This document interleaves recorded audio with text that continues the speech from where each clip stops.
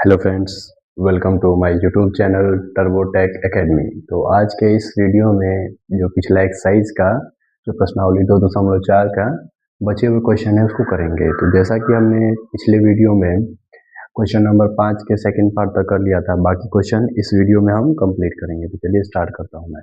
देखिए, जैसा कि पिछले वीडियो में बताया था मैंने कि जो बिना अल्फ़ाबेट वाला जो अंक होगा यानी कि अचर संख्या होगा उसका गुणनखंड निकाल लेंगे।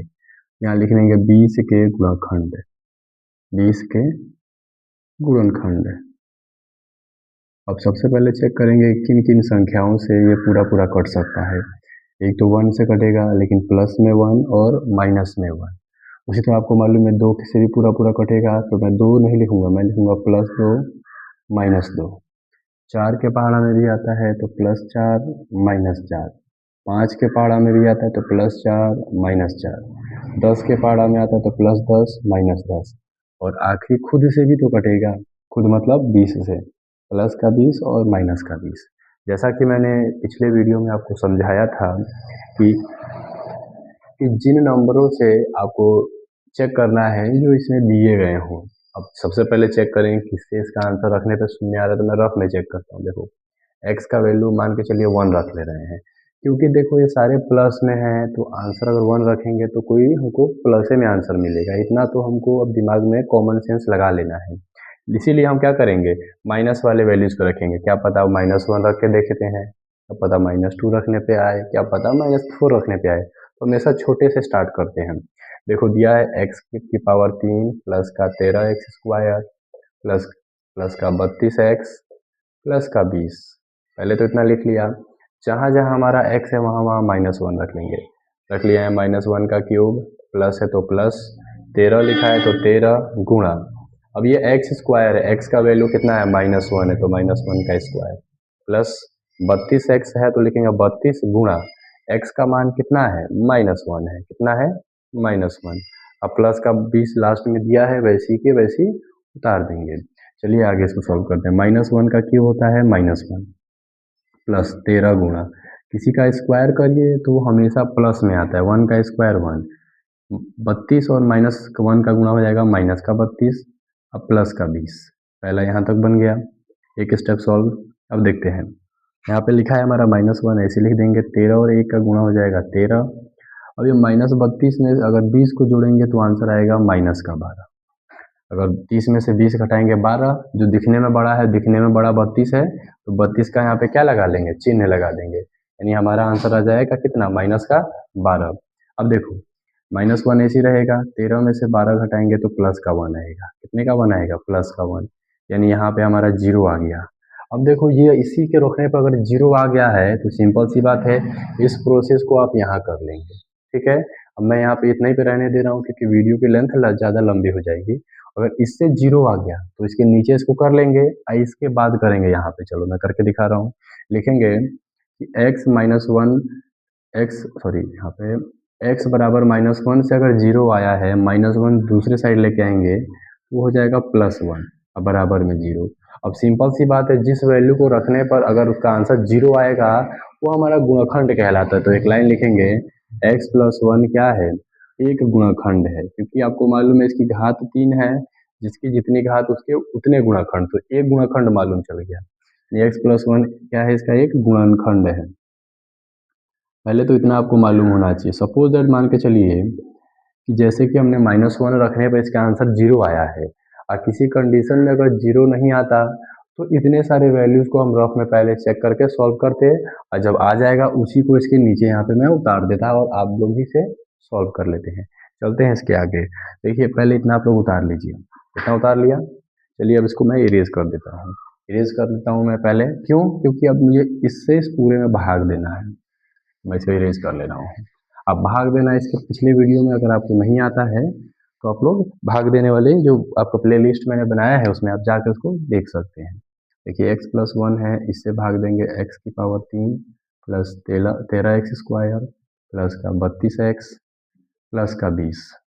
देखिए इसे मैं ब्लू कलर से करके दिखाता हूँ आपको। देखो मैंने आपको बताया था कि अब इसको चरण में करिएगा तो आपको समझने में आसानी होगा। चरण नंबर 1 देखते हैं, इसको स्टार्ट करता हूँ मैं। सबसे पहले देखना है कि जिसमें हम भाग कर रहे हैं वो घटते क्रम में होना चाहिए। जैसे पावर 3, पावर 2, यहाँ पावर 1, यहाँ अल्फ़ाबेट है ही नहीं यानी कि पावर 0। पहला है x की पावर 3, बटा में क्या आएगा? तो ये वाला पहला नंबर x। अगर इससे ये काटेंगे तो ये स्क्वायर बार में कटेगा, x स्क्वायर। तो यहाँ लिखेंगे x का स्क्वायर। क्योंकि ये एक्स स्क्वायर है तो पहले वाले में गुणा करेंगे तो पहला वाला तो x की पावर 3 हो गया। फिर उसी तरह ये प्लस है तो आंसर प्लस में आएगा। 1 से एक्स स्क्वायर में करेंगे तो वही एक्स स्क्वायर उतर जाएगा। थोड़ा सा गैप यहाँ देंगे क्योंकि यहाँ पे चिन्ह हमको बदल के लिखना है। क्योंकि ये प्लस में है तो हो जाएगा माइनस, और ये भी प्लस में है तो हो जाएगा माइनस। सेम है पहले नंबर, पहला कैंसिल। पहले तो इतना समझ में आया आया होगा बिल्कुल। अब देखते हैं, यहाँ लिखा है 13x², यहाँ एक्स स्क्वायर। 13 में से एक्स स्क्वायर घटाएंगे तो 12x² आएगा। इसको ऐसे उतार लेंगे, 32x यहीं उतार लेंगे। इस 20 को भी आप उतार सकते हैं। अगर नहीं उतारेंगे तब भी कोई प्रॉब्लम नहीं होगा। स्टेप नंबर अब 2 देखते हैं। चरण नंबर 2। चरण नंबर 2 में क्या करेंगे? सबसे पहले जो बड़ा वाला है हमारा 12x² है, इसको जिससे पहले वाले में भाग किया था x से किया था, इसमें x से भाग करेंगे। x स्क्वायर कट गया यानी यहाँ आंसर आएगा 12x। क्योंकि ये 12x है तो यहाँ लिखेंगे प्लस का 12x। अब इससे इस x में गुणा करेंगे तो आ जाएगा 12x का स्क्वायर। ये 1 है, प्लस में है तो प्लस 12x और 1 का गुणा हो जाएगा 12x। कितना आएगा? पहले पूरा ऐसे लिख देंगे क्योंकि ये प्लस में है तो माइनस, ये भी प्लस में है तो माइनस। पहला वाला पूरा कैंसिल। अगर 2 में से 2 घटाएंगे तो 0, 3 में से 1 घटाएंगे तो 2, और यहाँ पे x लिख देंगे। क्यों? क्योंकि बड़ा वाला 32 है तो 32 का चिन्ह प्लस लगेगा। अब प्लस में से किसी माइनस करेंगे तो होगा तो माइनस चिन्ह उसका लगता है जो बड़ा होता है। अब प्लस का 20 ऐसे उतार लेते हैं। उतार लिया। अब चरण नंबर 3 देखते हैं। आसान सा है, बस ध्यान लगाना है इसमें कि किस प्रकार इस प्रोसेस को किया जाता है। लिख देंगे 20x। अब बटा में रहेगा x, x से x कट जाएगा, यहाँ बचेगा हमारा सिर्फ 20। अब क्योंकि ये 20 है तो 20 यहाँ पे क्या लिखेंगे? प्लस का 20। अगर माइनस होता तो माइनस का 20 लिखते। तो स्टार्ट करते हैं। देखिए 20 है और ये x है, 20 और x का गुणा हो जाता है 20x, 20 और 1 का गुणा हो जाता है 20। ये पूरा कैंसिल, प्लस माइनस पूरा कैंसिल, माइनस पूरा कैंसिल। ध्यान ये रखना है, अगर जिस गुणनखंड से हम भाग करते हैं तो उसका आंसर हमेशा सिंपल 0 आता है। कितना आएगा? 0 आएगा। पहले आप इतना उतार लीजिए, मैं कुछ देर के लिए साइड हो जा रहा हूँ। ठीक, कंप्लीट उतार लिया आपने। अब देखिए इस वाले को लेंगे जो हमारा द्विघात बहुपद है। क्या लिखा है? x² प्लस का 12x और प्लस का 20। इसको लिख लिया मैंने। अब जैसे क्वेश्चन नंबर 4 में हम गुणनखंड निकाल रहे थे, उसी प्रोसेस उसी प्रक्रिया से इसको निकालेंगे। देखो क्योंकि यहाँ कुछ नहीं है तो 1 लिख सकते हैं, और 1 और 20 का क्या कर देंगे? गुणा कर देंगे। 1 और 20 का गुणा करने पे आंसर हमेशा 20 आएगा। आया? अब ऐसे ऐसे नंबर लेना है जिनको गुणा करने पे 20 आए। एक तो खुद ये बन गया, दूसरा ले सकते हैं 2 गुणा 10, वो भी 20 आता है। इसके अलावा लिख सकते हैं 4 गुणा 5, वो भी कितना आता है? 20 आता है। ये और नंबर तो नहीं दिख रहा है, सिंपल। अब इसमें चेक करना है, बीच में लाना है 12। किसको जोड़कर 12 आएगा? तो देखो बीच वाले को जोड़कर देखो, 10 प्लस 2 कितना होता है? 12 होता है, और 10 दूनी कितना होता है? 20 होता है। तो इसी को ले लेंगे, लिख लेंगे यहाँ पे 10x प्लस का 2x और प्लस का 20। अब इन दोनों का जोड़ा ले लेंगे, इन दोनों का जोड़ा और इन दोनों का जोड़ा। दोनों में x कॉमन, यहाँ बचेगा x, यहाँ बचेगा प्लस का 10। इन दोनों में क्या है कॉमन? दोनों दोनों के दो के पहाड़ा में आता है 2 कॉमन, यहाँ बचेगा x और यहाँ बचेगा हमारा 10 बचेगा। x प्लस 10, x प्लस 10 दोनों में कॉमन,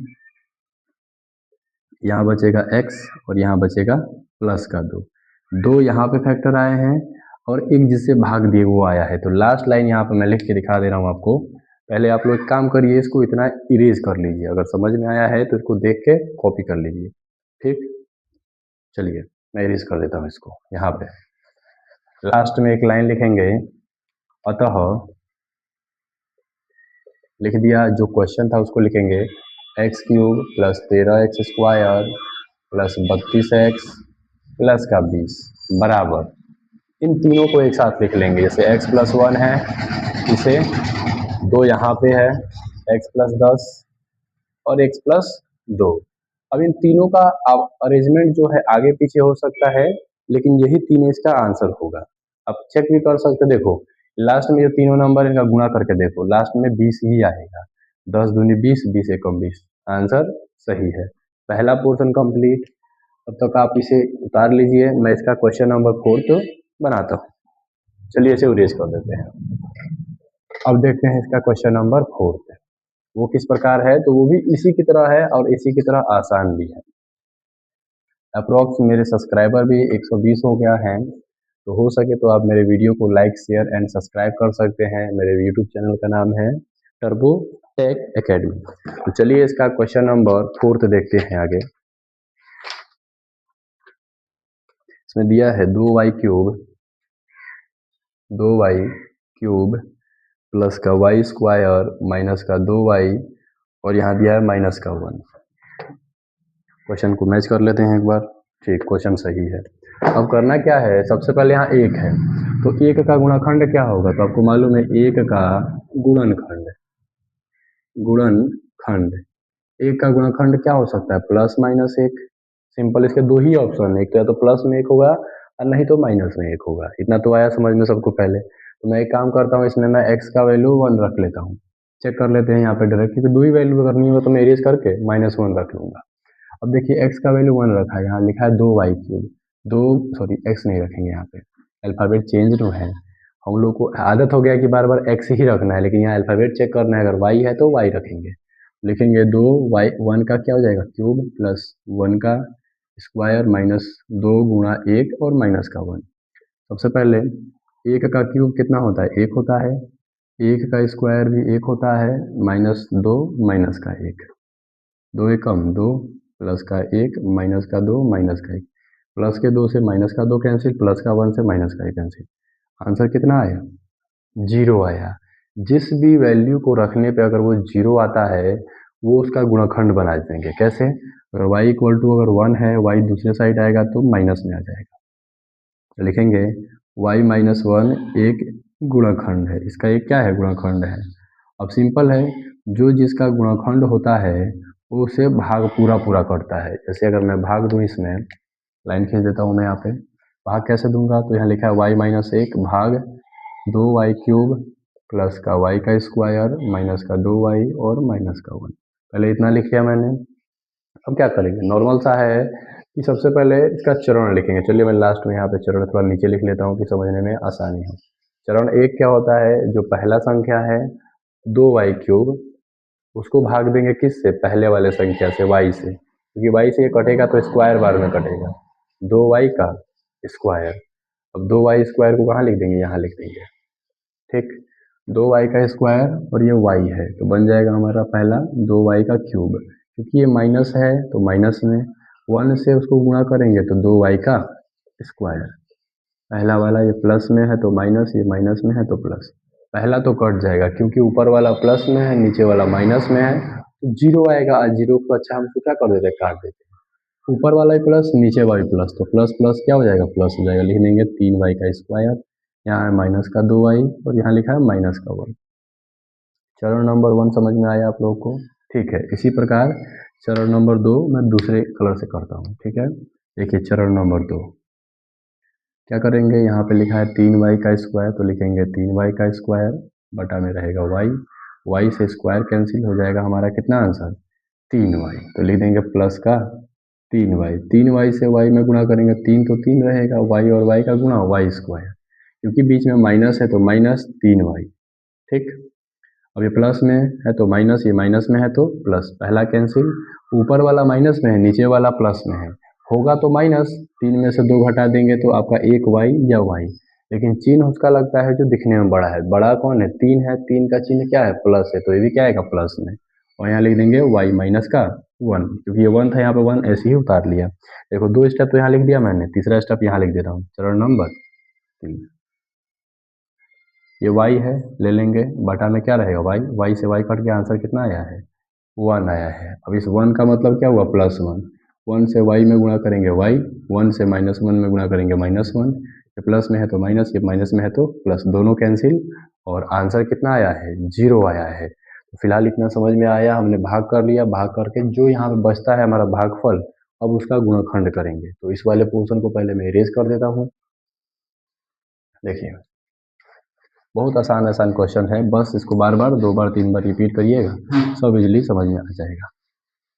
चलिए मैं ले ले रहा हूँ 2y का स्क्वायर प्लस का 3y और प्लस का 1, सारे प्लस में आया है तो हम क्या कर सकते हैं, इस वाले को दिया है 2 और 1 का गुणा करेंगे, 2 और 1 का गुणा कितना होता है 2, और गुणाखंड निकालेंगे 2 प्लस 1 कितना होता है 3, गुणा करने पे 2 आना चाहिए लेकिन जोड़ने पर 3 आना चाहिए, यानी यही जुड़ा हमारा है, तो लिख देंगे 2y का स्क्वायर प्लस आपका 2y और प्लस का y, क्योंकि 2y और y कितना होता है 3y और प्लस का 1। अब ले लेंगे दो का जोड़ा, तो 2 का जोड़ा ले लेंगे क्योंकि यहाँ 2 के पहाड़ा में आता है दोनों और y भी कॉमन है, तो यहाँ बचेगा y प्लस का 1।